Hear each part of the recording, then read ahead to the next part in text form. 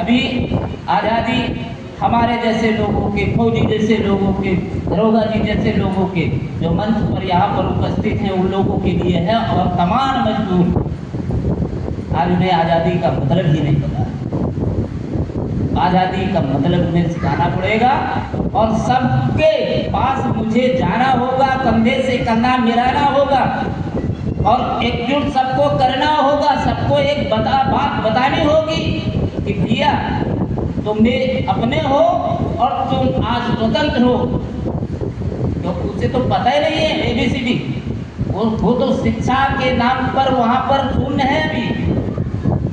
और यदि सरकारें गड़बड़ करती हैं तो आप कभी आए हैं, फौज से आए हैं, वहाँ पर सरहद पर जब आप देख रहे होते हैं तो मजहब का झंडा या इस तरह की आपके अंदर भावना कभी नहीं आती कि देश में ईसाई को हमें सुरक्षित रखना है, कि देश में हिंदू को सुरक्षित रखना है, कि देश में मुसलमान को सुरक्षित रखना है। आप तो देखते हैं कि बाहरी देश का तो आक्रमण नहीं हो रहा है तो आप सीना ठोक के अपना सीना अड़ा देते हो दूसरे देश के दुश्मन को गोलियों से छलनी करने के लिए, और अपने देश की आवाम किसी भी धर्म और जाति और मजहब नहीं देखते हैं, सिर्फ आपको देश दिखाई पड़ता है।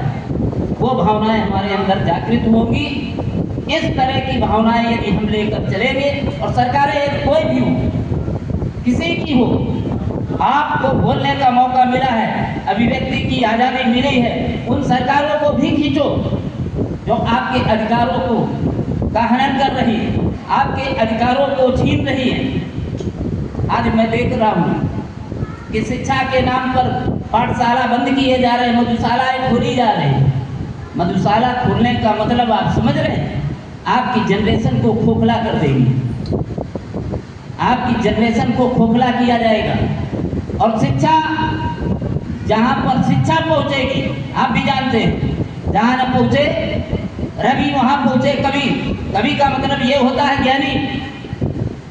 ज्ञान वहाँ तक पहुँचता है जहाँ पर सूर्य का प्रकाश भी नहीं पहुँचता है। तो हमें एजुकेशन को ये ध्यान में रखना है कि कहीं ऐसा तो नहीं कि मधुशालाएं हो जाएगी तो फिर आप लोग मस्त हो जाओगे, और यदि मस्त हो गए तो फिर आपका पतन कोई रोक नहीं सकता है, बहुत लंबा समय नहीं लगेगा। क्योंकि शराबियों का देश यदि हो गया तो ज्ञानी बचेगी का। और यदि यहीं पर अभी 5 और शराबी आ जाए कायदे के, तो जितने ज्ञानी बैठे हैं सब उठ के चले जाएंगे, जाओ यार शराबियों के चक्कर में कौन पड़े। 5 केवल शराबी और बाकी 100 ज्ञानी बेकार हैं। और हम